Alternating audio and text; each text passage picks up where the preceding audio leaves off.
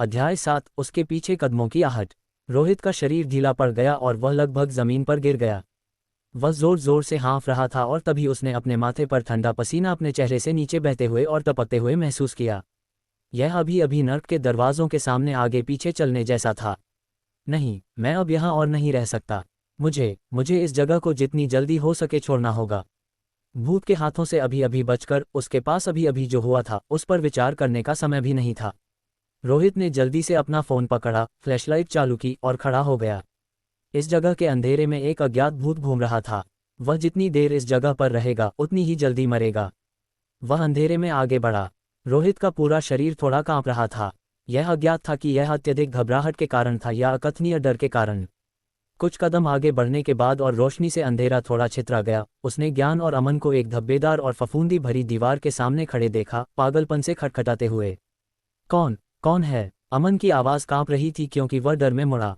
उसने रोशनी की एक मंद किरण देखी। रोहित का चेहरा ठंडा था क्योंकि उसने अपना फ़ोन पकड़ा हुआ था और कहा, यह मैं हूँ, रोहित। रोहित, तुम मरे नहीं हो। अमन का डर सदमे से बदल गया।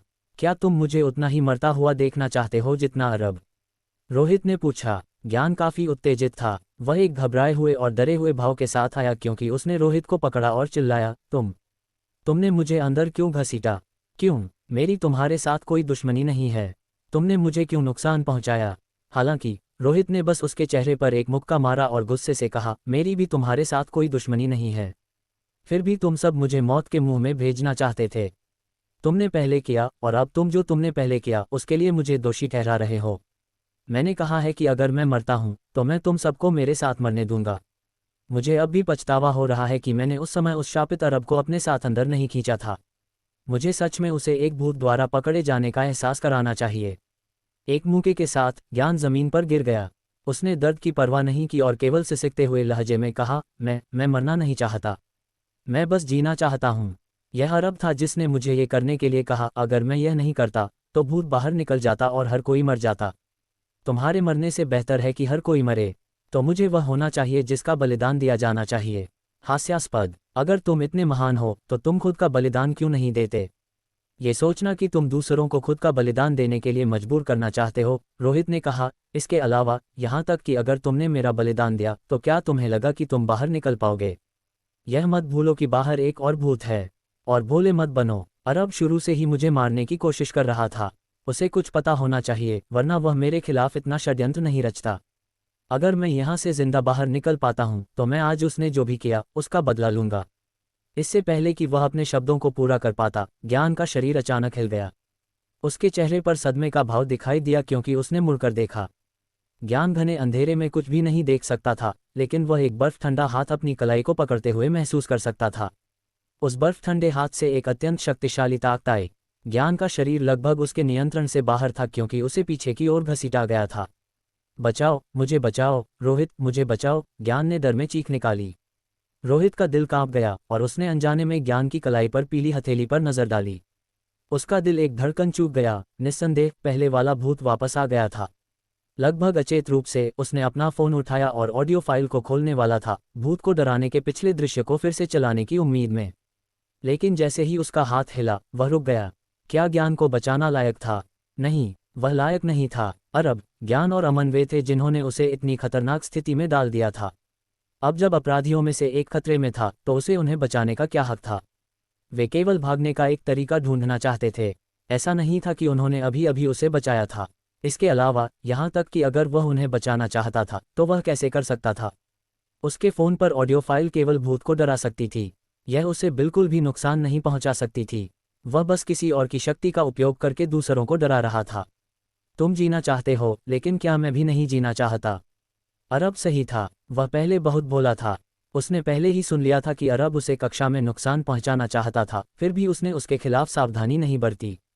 वह उसी गलती को कभी नहीं दोहराएगा। अपने हाथ में फ़ोन रखकर रोहित एक कदम पीछे हट गया और ज्ञान की पीछे हटी हुई आकृति को ठंडे होकर देखा। चाहे ज्ञान कितनी भी मदद के लिए रोया या चीखा, वह नहीं हिला। अंत में उसने ज्ञान की आकृति को डर से भरे चेहरे के साथ अंधेरे में गायब होते हुए देखा। उसी समय पीली हथेली भी गायब हो गई। जिस पल अंधेरे ने ज्ञान को घेर लिया, उसकी मदद के लिए चीखें भी गायब हो गईं। सब कुछ जल्दी से सामान्य हो गया।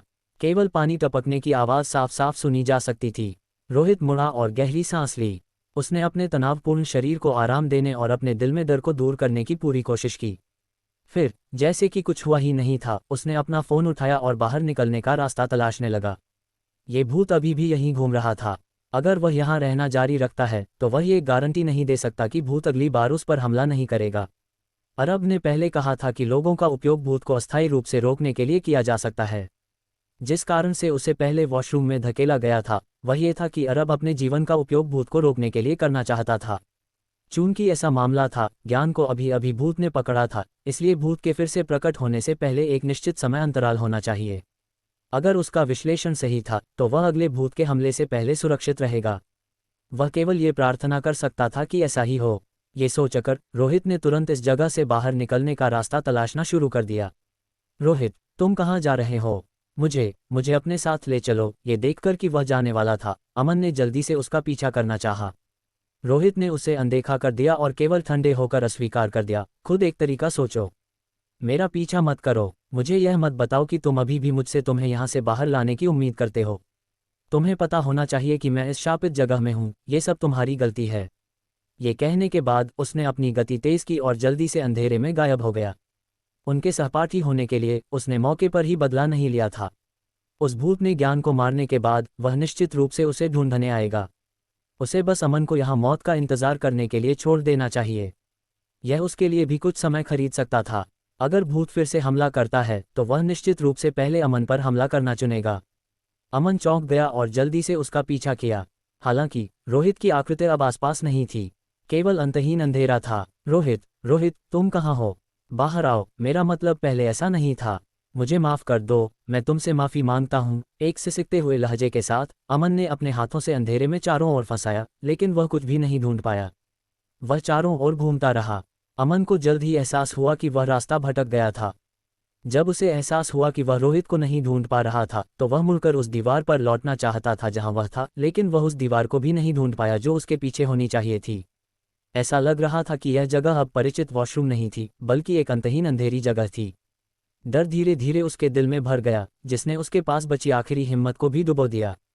फिर उसने अपने पीछे दबी हुई कदमों की आहट सुनी। कदमों की आहट दूर से आ रही थी और करीब आ रही थी, लगातार उसकी स्थिति की ओर चल रही थी। ज्ञान, क्या तुम हो? अमन ने एक कांपती हुई आवाज में सावधानी से पूछा। इससे पहले कि वह अपना वाक्य पूरा कर पाता, एक पीली हथेली अचानक अंधेरे से बाहर फैली और उसकी गर्दन को पीछे से पकड़ लिया। ये ठंडा और कठोर था, एक जीवित व्यक्ति की हथेली जैसा कुछ भी नहीं। एक हिंसक चीख सुनाई दी। हालांकि रोहित ने ये चीख नहीं सुनी। वह भी एक मुश्किल समस्या का सामना कर रहा था। वह अंधेरे में फिर से खो गया था। ये निश्चित रूप से वॉशरूम नहीं है, उसने अपने दिल में सोचा। उसके सामने अंधेरा अंतहीन था। आगे का रास्ता एक वॉशरूम की चौड़ाई से कहीं ज्यादा था। उसने अपने फ़ोन पर समय देखा। पूरे 20 मिनट बीत चुके थे। 20 मिनट में वॉशरूम से बाहर नहीं निकलना और वॉशरूम की दीवारों या शौचालय को भी नहीं छूना, ये बस समझ में नहीं आया। तब एकमात्र स्पष्टीकरण ये होगा कि वह एक अज्ञात जगह में घुस गया था। धिक्कार है, ये भूत क्षेत्र क्या है? रोबू ने अपने व्याख्यान के दौरान इसे थोड़ा क्यों नहीं समझाया? रोहित बहुत चिंतित था। पर्याप्त जानकारी के बिना वह कुछ भी विश्लेषण नहीं कर सकता था। अकेले भूत क्षेत्र को तोड़ने का एक तरीका ढूंढना तो दूर की बात थी। टप टप नल से पानी टपकने की आवाज़ सुनी जा सकती थी। रुको, वह पानी टपकने की आवाज़, ये थोड़ी देर पहले गायब हो गई थी। यह इस समय फिर से क्यों प्रकट हुई? रोहित की अभिव्यक्ति बदल गई और वह उस दिशा में चला जहां पानी टपकने की आवाज़ आ रही थी, बिना किसी हिचकिचाहट के। नल से पानी टपकने की आवाज़ का मतलब था कि वॉशरूम पास था। जब तक वह परिचित वॉशरूम में वापस आता, वह दरवाज़ा ढूंढने और शापित जगह को छोड़ने में सक्षम होगा। धिक्कार है, उसे यह पहले ही नोटिस कर लेना चाहिए था। एक दिशा और कुछ आत्मविश्वास के साथ रोहित ने अपनी गति तेज की। हालांकि उसने जल्द ही अपने फ़ोन पर एक कम बैटरी की सूचना सुनी। इसने उसे चौंका दिया। वह एक पल के लिए हिचकिचाया और केवल अपने दांत भींच सकता था क्योंकि उसने फ़ोन बंद कर दिया। अंधेरे की तुलना में वह उस भूत से ज़्यादा डरा हुआ था जो यहाँ घूम रहा था। उसे इस थोड़ी सी बिजली को महत्वपूर्ण पल के लिए बचाना होगा। वह अंधेरे में सावधानी से आगे बढ़ा। अंधेरे में केवल पानी टपकने की आवाज़ सुनी जा सकती थी। इसके अलावा कुछ भी नहीं था। आसपास इतना शांत था कि यह भयानक था। वह अपनी खुद की सांस लेने की आवाज़ भी साफ साफ सुन सकता था। हालांकि उसने बत्तियां बंद करने के ज्यादा देर बाद नहीं, अचानक टा टा टिल्ड रोहित के पीछे से कदमों की एक श्रृंखला सुनाई दी, भारी और साफ। कदमों की आहट दूर से उसके पास आ रही थी। एक पल में रोहित का शरीर कठोर हो गया। उसने अपने फोन पर रोशनी चालू की और पीछे मुड़कर देखा। रोशनी ने 1 मीटर या उसके आसपास की जगह को रोशन किया। उसके पीछे घने अंधेरे के अलावा कुछ भी नहीं था। हालांकि कदमों की आहट करीब आ रही थी। यह अमन और ज्ञान नहीं हो सकते। रोहित का चेहरा जम गया। एक जीवित व्यक्ति अंधेरे में उसका इतनी सटीकता से पीछा नहीं कर सकता था। अगर यह अमन और ज्ञान नहीं थे तो यह सबसे ज्यादा संभावना है कि वह भूत था जो वॉशरूम में भटक रहा था। मुझे जल्दी से जाना होगा। कदमों की आहट करीब आते हुए महसूस करते हुए रोहित का दिल कांप गया और उसने जल्दी से अपनी गति बढ़ा दी। अध्याय 8 अजीब पेड़। रोहित ने अपनी गति तेज की और अंधेरे में आगे बढ़ता रहा। टिल्ड। हालांकि उसके पीछे कदमों की साफ आवाज अभी भी लगातार पीछे लगी हुई थी। रोहित ने अपनी गति कितनी भी तेज क्यों न की, वह कदमों की आवाज से छुटकारा नहीं पा सका। इसके अलावा जैसे जैसे समय बीतता गया कदमों की आवाज करीब और करीब आती गई। पहले उसने केवल महसूस किया कि कदमों की आहट उसके पीछे 5 या 6 मीटर दूर थी। लेकिन फिर उसने महसूस किया कि कदमों की आहट उसके पीछे लगभग 3 मीटर दूर थी। जैसे ही वह और आगे बढ़ा कदमों की आहट लगभग केवल 1 मीटर पीछे थी। रोहित ने अपने फोन को कसकर पकड़ा। उसने रोशनी बंद करने की हिम्मत नहीं की क्योंकि वह किसी भी समय ऑडियो फाइल खोलने के लिए तैयार था। अगर भूत ने सच में उस पर फिर से हमला किया तो ऑडियो फाइल से दरवाज़ा खटखटाने की आवाज़ उसकी जान बचाने का एकमात्र तरीका था। उसका पूरा शरीर तनाव में आ गया, किसी भी समय भूत को वापस भगाने के लिए तैयार। हालांकि चीजें रोहित की उम्मीद के मुताबिक नहीं हुईं। उसके पीछे कदमों की आहट उससे 1 मीटर दूर रही। भूत ने न तो छोड़ा न ही वह करीब आया। चाहे रोहित ने अपनी गति बढ़ाई या धीमी की, कदमों की आहट ने अभी भी इस सूक्ष्म दूरी को बनाए रखा। क्या ऐसा हो सकता है कि यह चीज़ मेरे फ़ोन की बैटरी खत्म होने का इंतजार कर रही है? ये सोचते हुए रोहित की अभिव्यक्ति बदल गई। अपने फ़ोन पर बैटरी को 10% से कम देखकर वह और भी ज़्यादा बेचैन हो गया। अगर ऐसा था तो वह उस भूत के हाथों सूना और लेटर मर जाएगा। उसके लिए इस जगह को जिंदा छोड़ना असंभव था।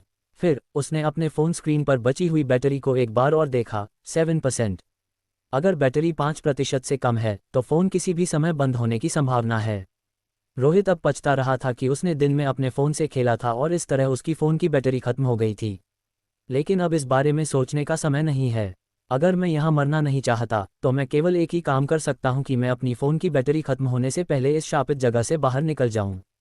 वरना अपने दांत पीसते हुए उसने दौड़ना शुरू कर दिया। वह पानी टपकने की आवाज़ की दिशा में अपनी सबसे तेज़ गति से दौड़ा। टिल्ड। कदमों की आहट उसके पीछे पीछे आए बनी रही। रोहित अपने पीछे ठंडी हवा के साथ साथ हल्की लाश की बदबू भी महसूस कर सकता था। भूत एक परछाई की तरह पीछे पीछे आया, बिना रुके उसका पीछा करता रहा। जब वह पूरी गति से दौड़ा तो पानी टपकने की आवाज़ उसके करीब और करीब आ रही थी। हालांकि उसी पल फ़ोन की स्क्रीन अपने आप जल गई। बैटरी 5%। सूचना पड़ी, फ़ोन को अपने आप बंद होने से रोकने के लिए कृपया इसे समय पर चार्ज करें। धिक्कार है। रोहित हाँफ रहा था, उसका पूरा शरीर पसीने से भीग गया था। उसने एक नज़र डाली और उसका दिल और भी ज़्यादा घबरा गया। हालांकि वह पहले से ही बहुत थक गया था, उसने रुकने की हिम्मत नहीं की। रुकने का मतलब मौत का इंतजार करना था। उसने अपने जबड़े को कसकर पकड़ना जारी रखा और दौड़ा। अचानक उसके सामने अंधेरे के बीच में रोशनी की एक हल्की किरण दिखाई दी। ये रोशनी एक हल्का लाल रंग थी और अंधेरे में विशेष रूप से स्पष्ट दिखाई दी। यह अंधेरी रात में एक चिंगारी की तरह थी। हालांकि यह हल्की थी लेकिन यह विशेष रूप से आकर्षक थी। वह क्या है? रोहित की आंखें चमक उठीं और वह एक्सटैटिक हो गया। ऐसा लग रहा था जैसे उसने जीवित रहने की उम्मीद देखी हो। हालांकि इस समय उसके हाथ में फ़ोन हिल गया और स्क्रीन फिर से जल गई। सूचना पड़ी, अपने आप बंद हो रहा है। जिस दूसरे पल फ़ोन की स्क्रीन पूरी तरह से अंधेरा हो गई, रोहित ने महसूस किया कि उसके पीछे से एक ठंडी आभा उसे घेर रही है। कदमों की आहट तेजी से करीब आ रही थी। वह चीज़ तुरंत 1 मीटर दूर से उसके पास आ गई। वह ठीक उसके पीछे था। हालांकि वह उसे अंधेरे में नहीं देख सकता था, लेकिन वह एक बर्फीला ठंडा हाथ बाहर निकलते हुए उसके कान के पास से गुजरते हुए और उसकी गर्दन को पकड़ते हुए महसूस कर सकता था। चाहे वह कितनी भी जोर से दौड़ा, वह इस हाथ से छुटकारा नहीं पा सका। क्या मैं यहाँ मरने वाला हूँ? रोहित अपनी गर्दन पर त्वचा को छूते हुए बर्फीले ठंडे उंगलियों को पहले ही महसूस कर सकता था। बर्फ जैसी ठंड तुरंत उसके पूरे शरीर में फैल गई, जिससे रोंगटे खड़े हो गए। उसके नाक की नोक पर एक हल्की लाश की बदबू भर गई। कोई रास्ता नहीं था। अंधेरे में लाल रोशनी और भी ज्यादा आकर्षक हो गई। अचानक उसके पीछे कदमों की आहट रुक गई और एक पल में गायब हो गई। ठंडी हथेली ने अभी अभी रोहित की गर्दन को छुआ था जब वह अचानक जम गई और उसे नहीं पकड़ा। रोहित, जो कुछ कदम आगे चला था, वह महसूस कर सकता था कि उसके पीछे की चीज दूर हो गई थी। ऐसा लग रहा था कि भूत उसका पीछा करना जारी नहीं रख रहा था। बस अभी। वह क्या था? थोड़ी देर और दौड़ने के बाद रोहित सच में और नहीं दौड़ सकता था। वह रुक गया और जोर से हाँफा। उसके पूरे शरीर में ठंडा पसीना निकल रहा था और वह अभी भी सदमे में था। उसे पहले के रोमांचक दृश्य याद आए। वह निश्चित था कि वह जीवित रह सकता है, इसलिए नहीं कि वह भाग्यशाली था, बल्कि इसलिए कि भूत ने उसका पीछा करना छोड़ दिया था। लेकिन क्यों? उसने ध्यान से सुना। कदमों की आहट जो उसका पीछा कर रही थी, वह फिर से प्रकट नहीं हुई। वह अस्थायी रूप से सुरक्षित लग रहा था। चलो अभी इसकी चिंता न करें। चूंकि उस चीज ने मेरा पीछा नहीं किया है, इसका मतलब है कि मैं अब ठीक हूं। चाहे कुछ भी हो, मुझे इस जगह को जितनी जल्दी हो सके छोड़ना होगा। रोहित हाँफा। उसने अपना सिर उठाया और लाल रोशनी की जगह को देखा। फिर वह उस ओर चला। जल्द ही वह उस जगह पर पहुंच गया जहां से लाल रोशनी उत्सर्जित हो रही थी। क्या यह एक लाइट बल्ब है? एक कांच की मनका? रोहित एक पल के लिए हक्का बक्का रह गया। अंधेरे में वह सच में यह नहीं बता सकता था कि यह क्या था। उसने उस जगह को छूने की कोशिश की जहां से लाल रोशनी उत्सर्जित हो रही थी। एक पल में रोहित ने एक तेज दर्द महसूस किया। उसने जल्दी से अपना हाथ वापस ले लिया।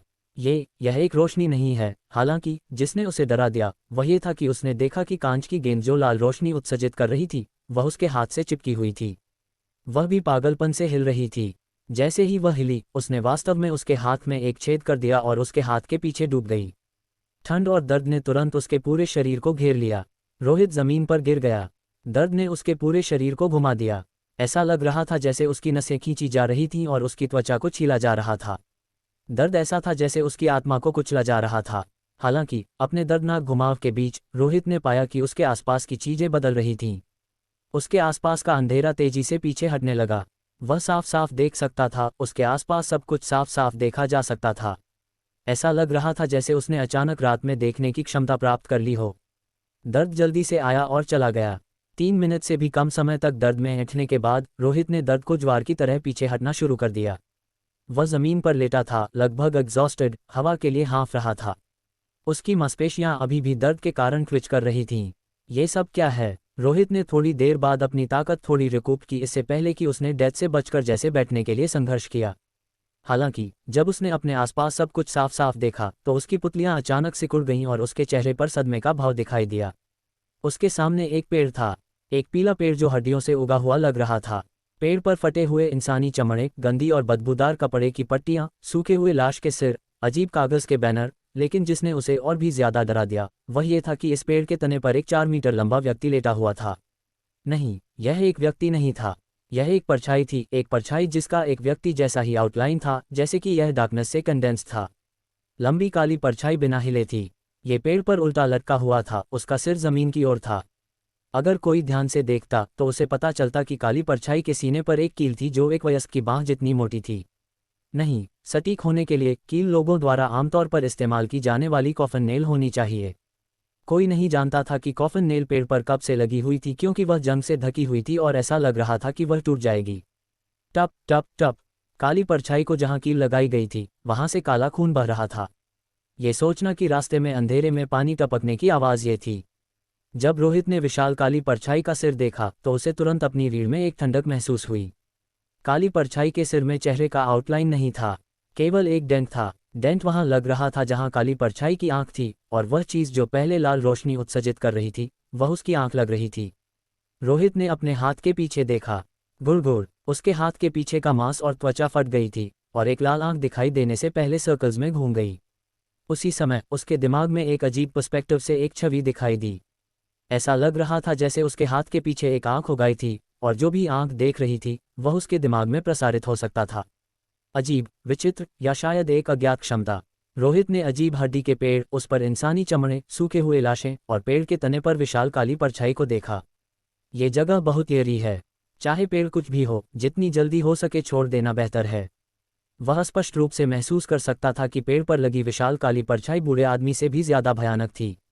इसके अलावा उसे ऐसा लग रहा था कि लटके हुए सूखे हुए लाश की खोखली आंखें उसे अंधेरे में देख रही थीं। उसने अपनी रीढ़ में एक ठंडक महसूस की। उसने अपने हाथ के पीछे लाल आंख को देखा। एक निराशा उसके दिल को घेर लिया जिसे हटाया नहीं जा सकता था। हालांकि ये चिंता करने का समय नहीं था। आसपास का अंधेरा फेडेड लग रहा था। रोहित अपने आसपास सब कुछ साफ साफ देख सकता था। यह एक अंधेरी, अंतहीन जगह थी। यहाँ विदित बोन ट्री के अलावा कुछ भी नहीं था। यह एक अलग दुनिया की तरह था। यह एक ऐसी जगह नहीं थी जिससे वह परिचित था। लेकिन जब वह मुड़ा तो उसने देखा कि जिस दिशा से वह आया था उस दिशा में एक दरवाज़ा था। वह वॉशरूम का दरवाज़ा था। ये पता चला कि दरवाज़ा उसके इतना करीब था, फिर भी उसने इसे पहले नोटिस नहीं किया था।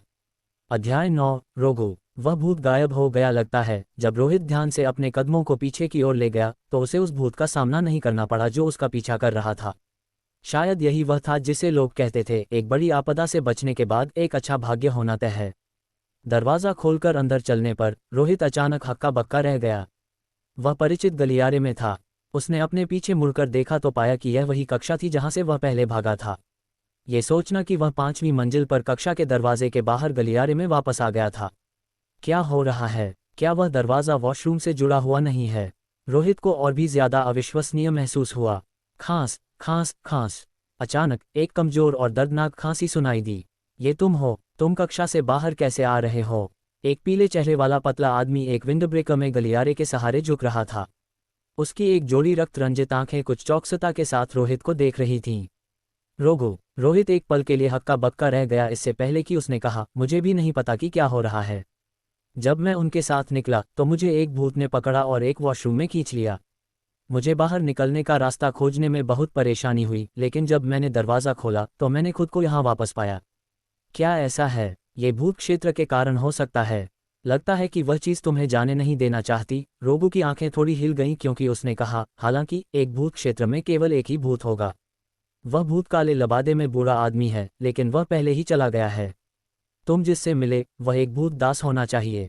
भूत दास क्या है? रोहित आगे चला गया और पूछा। रोगू ने कहा, वे उन लोगों से बने होते हैं जिन्हें भूत क्षेत्रों में द्वेषपूर्ण भूतों द्वारा मारा गया है। वे उन भूतों द्वारा नियंत्रित होते हैं जिन्होंने उन्हें मारा था और उन्हें मारने वाले द्वेषपूर्ण भूतों के आदेशों को बिना शर्त सुनते हैं। चूंकि वे दासों की तरह ही हैं, इसलिए उन्हें भूत दास कहा जाता है। हालांकि वे द्वेषपूर्ण भूतों जितने भयानक नहीं हैं। ऐसा कहा जा रहा है वे तमाम लोगों के लिए अभी भी एक बड़ा खतरा हैं। खांस खांस। ये भूत क्षेत्र अभी अभी एक छोटी अवधि के लिए प्रकट हुआ है और एक भूत दास भी प्रकट हुआ है। तुम जीवित बाहर निकल पाने के लिए वास्तव में भाग्यशाली हो, लेकिन अब इस बारे में बात करने का समय नहीं है। यह अच्छा है कि तुम यहाँ प्रकट हुए हो। ये कहते हुए उसने एक वॉकी टॉकी जैसी चीज़ निकाली। यह एक सैटेलाइट पोजिशनिंग फ़ोन है। इसे ले लो और जल्दी से चले जाओ। अगर तुम इस शापित जगह को छोड़ सकते हो तो कोई बाद में तुमसे संपर्क करेगा। बस उस व्यक्ति को यहाँ की स्थिति के बारे में सच्चाई बताओ जिसने तुमसे संपर्क किया। रोगू के चेहरे पर एक दर्दनाक अभिव्यक्ति थी। बड़े भाई, तुम क्या? रोहित ने पूछा। रोगू ने कहा, मैं अपनी सीमा तक पहुँच गया हूँ। मैंने अभी अभी उस बूढ़े आदमी को वापस पकड़ने के लिए बहुत ज़्यादा भूत शक्ति का इस्तेमाल किया। वह चीज़ पुनर्जीवित होने वाली है। जो लोग भूत शक्ति को नियंत्रित कर सकते हैं उन्हें भूत सवार कहा जाता है, लेकिन उसी समय भूत धीरे धीरे लोगों को नष्ट कर देंगे। मेरे जैसे अस्तित्व के लिए जो न तो इंसान है और न ही भूत, इस दुनिया में रहना एक यातना का रूप है। आह! इससे पहले कि रोगो अपनी बात पूरी कर पाता, वह अचानक दर्द में चीख उठा और ज़मीन पर गिरकर ऐंठने लगा। जैसे ही उसने संघर्ष किया, उसका बड़ा विंडब्रेकर खुल गया। रोहित ये देखकर चौंक गया कि विंडब्रेकर के नीचे एक उभरा हुआ पेट था जो एक गर्भवती महिला से भी बड़ा था। पेट कुछ हद तक पारदर्शी था और उसके अंदर एक 3 साल के बच्चे के आकार का एक बच्चा था। बच्चे का शरीर हरा काला था। उसके हाथों में तेज नाखून थे जबकि उसकी आंखें स्याही की तरह काली थी जिसमें कोई पुतली नहीं थी। वह पेट में ऐंठा और फटा जैसे कि वह पेट को फाड़कर बाहर आना चाहता था। यह क्या है?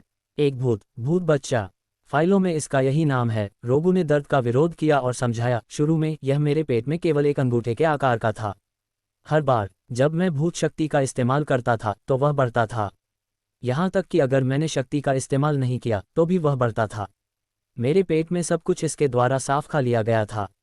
हर दिन मुझे मेरे शरीर को इसके द्वारा खाए जाने के दर्द को सहन करना पड़ता था। हर रात मैं इतना दर्द में होता था कि मैं सो नहीं पाता था। मेरे शरीर को लगभग इस भूत बच्चे ने खा लिया है और मैं केवल एक खाली पेट के साथ रह गया हूँ जो केवल त्वचा है। अगर यह कोई और आम व्यक्ति होता तो वे बहुत पहले मर गए होते, लेकिन मैं बस मर नहीं सका। मेरे लिए जीना एक तरह का दर्द और यातना है और मरना एक तरह की राहत है। जाओ, इस फोन को ले लो और चले जाओ। रोगू ने फोन बाहर फेंक दिया और दहाड़ा, अगर तुम अभी नहीं जाते तो भूत बच्चा किसी भी पल बाहर आ रहा है। उस समय यहाँ 2 भूत होंगे और तुम्हारे लिए जाना और भी मुश्किल होगा। रोहित ने फोन उठाया और उसकी दर्दनाक अभिव्यक्ति को देखा। वह अपने हाथ के पीछे छूने से खुद को रोक नहीं सका। उसने भी पहले इस तरह के दर्द का अनुभव किया था। भूत सवार, क्या ऐसा हो सकता है कि वह रोबू जैसा बन गया था? मुझे तुम्हें निराश करने के लिए खेद है। उस बूढ़े आदमी का स्तर बहुत ऊंचा था। मैं उस बूढ़े भूत के लिए एक मैच नहीं हूं, इसलिए मैं उसे रोक नहीं पाया और तुम्हें छात्रों को बाहर नहीं ला सका। अब से तुम केवल खुद पर भरोसा कर सकते हो। रोहित को अपना फोन उठाते हुए देखकर रोबू के चेहरे पर एक कड़वी मुस्कान दिखाई दी। रोहित ने कहा, चूंकि तुम इतना जानते हो तो तुम शुरुआत में क्यों रुके थे? अगर तुम इस जगह को पहले छोड़ देते तो तुम निश्चित रूप से सुरक्षित रूप से जा सकते थे। हमारे साथ रुकने और मरने की कोई ज़रूरत नहीं है। ऐसा इसलिए है क्योंकि मैं जयपुर शहर का प्रभारी व्यक्ति हूँ। केवल हमारे जैसे लोग ही भूतों से निपट सकते हैं। अगर हम मौत के डर से डरते हैं तो दुनिया खत्म हो जाएगी। मैं ये काम अपने लिए नहीं बल्कि इस शहर की सुरक्षा के लिए कर रहा हूँ। रोबू के मुंह का कोना कांप गया। दर्द और भी ज्यादा तीव्र हो रहा था। वह महसूस कर सकता था कि वह अब और नहीं रुक सकता था। अचानक उसने चिल्लाया, तुम अभी भी यहाँ क्या खड़े हो? जाओ, जल्दी जाओ। रोहित का दिल कांप गया। उसने अब और रुकने की हिम्मत नहीं की। उसने अपने हाथ में फोन को कसकर पकड़ा और मुड़कर दौड़ने लगा। अरे हाँ, अपनी कक्षा में अरब नामक उस छात्र से सावधान रहना। मैं उससे पहले मिला था। वह बहुत अजीब और असामान्य है। वह इंसान नहीं लगता, लेकिन मैं निश्चित रूप से नहीं कह सकता। तुम उससे दूर रहना बेहतर होगा। मैंने उसके बारे में सब कुछ पहले ही रिकॉर्ड कर लिया है। कोई भविष्य में उसकी जांच करेगा। इसके अलावा भविष्य के बारे में उसकी बकवास पर विश्वास मत करो। कोई भी भविष्य से वर्तमान में वापस नहीं आ सकता है। अनुसंधान संस्थान ने ऐसे प्रयोग किए हैं। दर्द में हिंकते हुए रोबू चिल्लाया। क्या? रोहित ने आश्चर्य से पीछे मुड़कर देखा। जैसे ही वह वापस मुड़ा उसने एक चीख सुनी। उसने रोबू के पेट को फटा हुआ देखा और एक हरा काला बच्चे की बाँह बाहर फैली हुई थी। फिर फाड़ बड़ा और बड़ा हो गया। भूत बच्चे का सिर फाड़ से बाहर निकला और उसने एक नवजात बच्चे की तरह जिज्ञासा से चारों ओर देखा। हालांकि उसकी पिच काली आंखों ने एक ईयरीनेस और उसकी इवल नेचर का खुलासा किया। भागो! रोहित चौंक गया और जल्दी से मुड़कर दौड़ने लगा। वाह! जैसे ही वह सीढ़ियों से नीचे चला, भूत बच्चे के क्रीपी वेल्स उसके पीछे गलियारे में गूंज उठे, जैसे कि वह दुनिया को अपने आगमन और उपस्थिति की घोषणा कर रहा था। भूत बच्चा धीरे धीरे रोबू के शरीर से बाहर चढ़ गया और रोबू का ऊंचा और उभरा हुआ पेट एक डिफ्लेटेड गुब्बारे की तरह जल्दी से सूख गया। कोई खून बाहर नहीं निकला और कोई आंतरिक अंग नहीं देखे जा सकते थे। जो बचा था वह केवल कुछ काला पड़ गया त्वचा और मांस था। ये वैसा ही था जैसा उसने पहले कहा था। उसके आंतरिक अंगों को बहुत पहले ही भूत बच्चे ने खा लिया था। पिताजी, माँ, मुझे माफ कर दो। रोबू की आंखों ने धीरे धीरे अपनी चमक खो दी और मंद हो गईं। उसका सिर एक तरफ मुड़ गया और उसकी जीवन शक्ति गायब हो गई, लेकिन उसकी आंखें सीधे भूत बच्चे को घूर रही थीं जो धीरे धीरे उस दिशा में चढ़ रहा था जहां रोहित चला गया था। चौथी मंजिल, तीसरी मंजिल, ये बहुत अच्छा है। मैं खोया नहीं हूं। इस समय रोहित तेजी से सीढ़ियों से नीचे चल रहा था। वह सुखद रूप से सरप्राइज था। ऐसा इसलिए था क्योंकि उसने पाया कि सीढ़ियों पर अब अंधेरा नहीं था। हालांकि यह अंधेरा था, सब कुछ साफ साफ देखा जा सकता था। गोस्ट लाइक स्थिति जहां वे पहले बाहर निकलने का रास्ता नहीं ढूंढ पाए थे, वह भी नहीं हुई। कोई अंधेरा नहीं था और वह खोया नहीं था। अगर सब कुछ सामान्य रहता तो स्कूल छोड़ने में केवल कुछ मिनट लगेंगे। हालांकि जब वह दूसरी मंजिल पर पहुंचा तो उसने केशव, टिशा और कुछ अन्य छात्रों को गलियारे में डरे हुए भावों के साथ आगे पीछे चलते देखा। उनके हाथों में उनके सेल फोन थे और बत्तियां चालू थीं। वे गलियारे के एक छोर से दूसरे छोर तक चले, फिर वे मुड़ गए और फिर से वापस चले गए। वे कई बार आगे पीछे गए थे जैसे कि वे किसी चीज़ से फंसे हुए थे और कभी नहीं जा सकते थे। नहीं, ये सही नहीं है। ऐसा नहीं है कि भूत क्षेत्र गायब हो गया है, नहीं यह कि अंधेरा पीछे हट गया है। ये वह है जो मैं ये सब देख सकता हूँ। रोहित की अभिव्यक्ति थोड़ी बदल गई क्योंकि उसने अपने हाथ के पीछे लाल आंख को देखा। क्या यह एक भूत सवार की क्षमता हो सकती है? उस मामले में यह आंख भी एक भूत थी। उसे रोबू ने पहले जो कहा था वह याद आया। उसके पेट में भूत बच्चा शुरू में केवल एक फिंगरनेल के आकार का था, लेकिन वह बाद में उस आकार तक बढ़ गया था। अगर यह सच में मामला था तो भूत की आंख अंत में क्या बन जाएगी? क्या वह भी एक द्वेषपूर्ण भूत में बदल जाएगी जो उसे खा जाएगी? रोबू की पिछली स्थिति के बारे में सोचते हुए रोहित ने अपनी रीढ़ में एक ठंडक महसूस की। वह अपने हाथ के पीछे आंख को देखते हुए कांप रहा था। उसकी आंखों में केवल डर था। भूत क्षेत्र को देखने की खुशी तुरंत पूरी तरह से गायब हो गई। यहाँ तक कि अगर मुझे इस आंख से मारा जाएगा तो वह भविष्य में होगा। अब सबसे महत्वपूर्ण बात इस जगह को छोड़ना है। रोहित ने अपने विचारों को जंगली होने से रोकने के लिए अपने दांत पीसे। फिर वह केशव और दूसरों की ओर चला। हालांकि केशव और दूसरों की आंखों में उनके चारों ओर केवल अंधेरा था। फोन पर रोशनी केवल 1 मीटर की त्रिज्या को रोशन कर सकती थी। कुछ भी आगे एक ब्लर था। केशव, हम पहले ही आधे घंटे तक चले हैं। अगर हम अभी भी बाहर नहीं निकल पाते तो क्या हम अपने बाकी के जीवन के लिए यहाँ फंसे रहेंगे? टिशा, सहपाठियों में से एक ने घबराहट से कहा। रोबू ने कहा था कि यह एक भूत क्षेत्र है। क्या तुम लोग जानते हो कि एक भूत क्षेत्र क्या है? क्या सच में एक भूत हो सकता है? क्या कक्षा में जो हुआ वह एक सुपरनैचुरल घटना हो सकती है? अगर सच में एक भूत है तो हम शायद नहीं जा पाएंगे, एक और छात्र ने ध्यान से कहा। केशव ने गंभीरता से कहा, चिंता मत करो। हम यहाँ हमेशा के लिए कैसे फंस सकते हैं? यह असंभव है। मेरा विश्वास करो, हम कुछ दिनों में यहाँ भूखे मर रहे होंगे। हमें अपनी पूरी जिंदगी यहाँ बिताने की ज़रूरत नहीं होगी। तुम ऐसे समय में भी ऐसी व्यंग्यात्मक बातें कैसे कह सकते हो? अचानक टाटा टाटा अंधेरे से कदमों की एक श्रृंखला आई। कौन कौन सामने है? केशव तुरंत घबरा गया। दूसरे भी जिटरी और डर में कांप रहे थे। घबराओ मत, यह मैं हूँ, रोहित की आवाज़ अंधेरे से आई। रुको, मत आओ। तुम कहते हो कि तुम रोहित हो, लेकिन क्या तुम इसे साबित कर सकते हो? क्या होगा अगर तुम एक भूत हो? केशव ने कहा। रोहित ने कहा, केशव, समय और जगह को देखो और इतने लंबे समय तक बातें करना बंद करो। क्या तुम?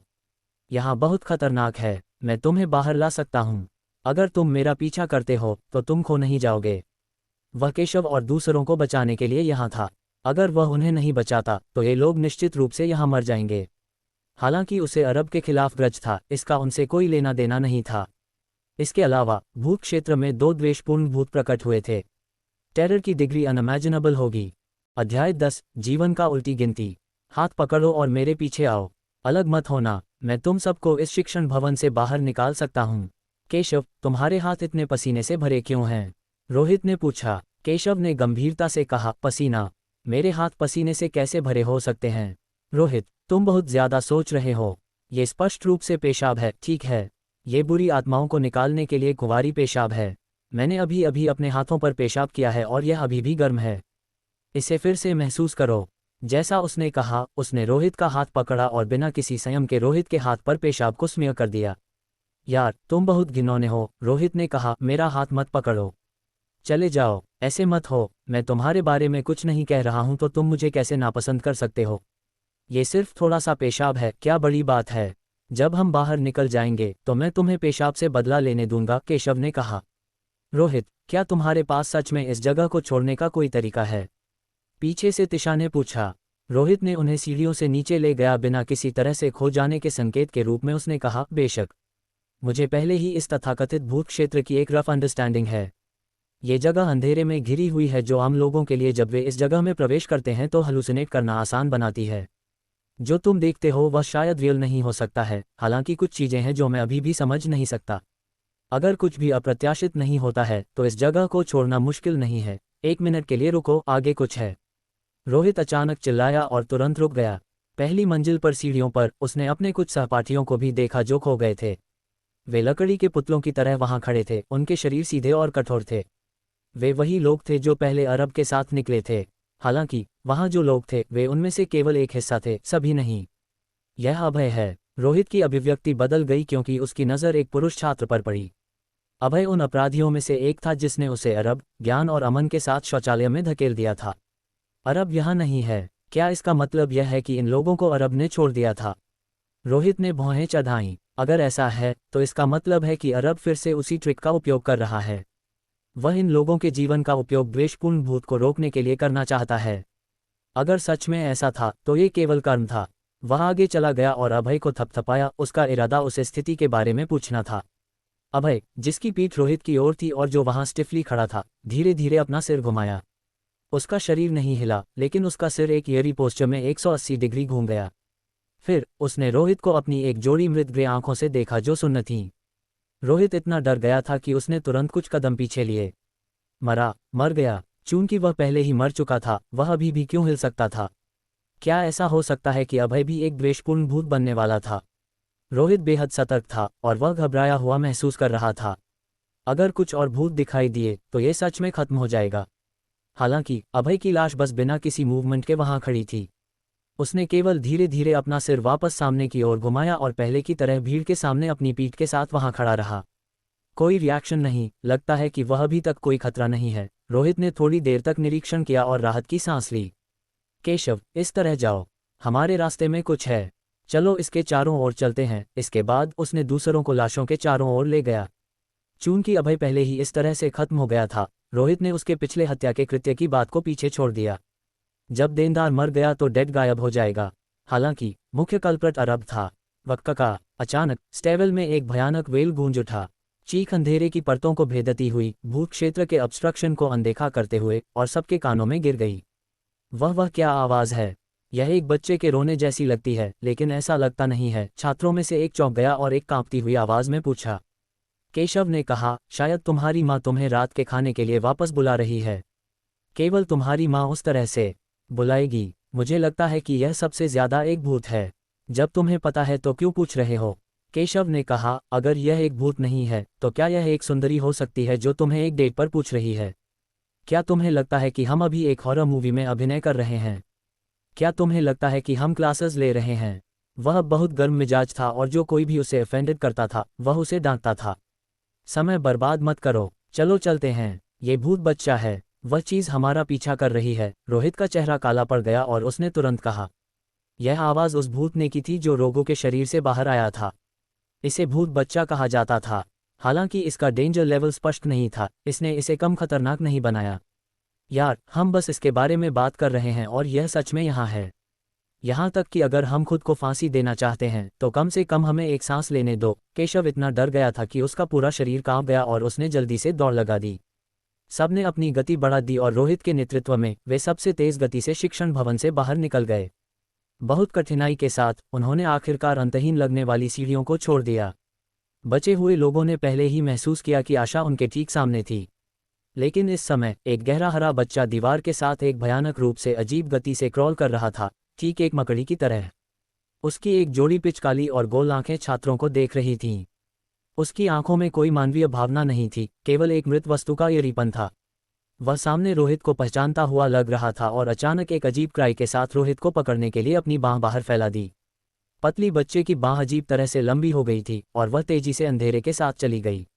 रोहित, जो सामने चल रहा था, उसने ये नोटिस नहीं किया। अचानक रोहित ने अपने पीछे से एक ठंडी आभा को तेजी से उसके पास आते हुए महसूस किया। एहसास ठीक वैसा ही था जब उस पर वॉशरूम में भूत ने हमला किया था। जैसे ही वह मुड़कर देखने वाला था, उसने अचानक अपने सिर के पीछे एक तेज दर्द महसूस किया।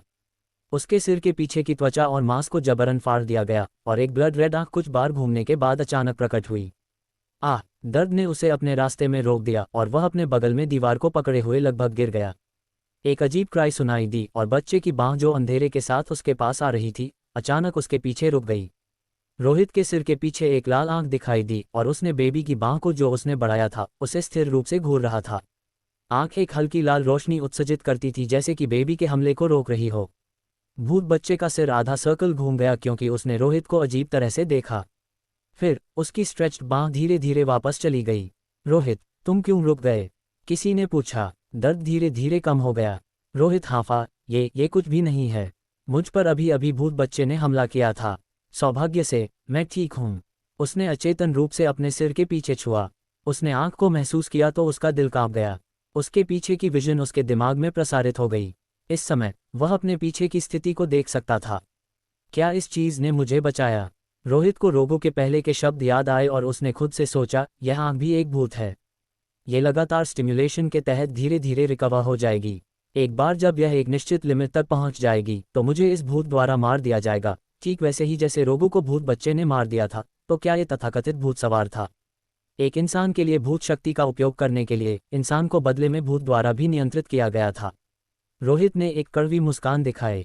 यह क्या था? भूत शक्ति प्राप्त करने की कीमत जीवन का काउंटडाउन था। भूत बच्चा रोहित पर हमला करने में विफल रहा था, लेकिन उसने हार नहीं मानी। इसके बजाय वह तेजी से सीढ़ियों से नीचे चढ़ गया, एक गति से जो हम लोग मैच नहीं कर सकते थे। अंत में वह जमीन से कूद गया और अचानक एक छात्रा को पीछे से गले लगा लिया। उसकी दो पतली बाहें छात्रा की गर्दन के चारों ओर लपेट लीं। उसका पूरा शरीर छात्रा पर लटक गया। छात्रा की आंखें तुरंत चौड़ी हो गईं और उसका चेहरा डर से भर गया। वह पागलपन से चीखी और जल्दी से अपनी गर्दन को स्ट्रैंगलिंग करने वाली बाहों को पकड़ लिया। भूत बच्चे को फेंकने की कोशिश कर रही थी। कविता, क्या तुम ठीक हो? उसके बगल में छात्र बेहद भयभीत था। उसने जल्दी से अपना फ़ोन उठाया और रोशनी कविता पर पॉइंटेड की। रोशनी के नीचे बच्चे का सिर झुका हुआ था क्योंकि उसने भीड़ को देखा। उसकी पतली बाहें जिनमें ताक थी जो आम लोग मैच नहीं कर सकते थे, वे कविता की गर्दन को स्ट्रैंगलिंग कर रही थी जैसे कि वह उसकी गर्दन को तोड़ने वाली थी। कविता इस समय बोल भी नहीं सकती थी। उसने अपना सिर उठाया, लगभग दम घुट रहा था। वह सांस नहीं ले पा रही थी। उसका चेहरा लाल था और वह बहुत दर्द में थी। जो अविश्वसनीय था वह ये था कि जब बच्चे की त्वचा कविता की त्वचा को छूती थी तो वे धीरे धीरे एक साथ चिपक जाते थे।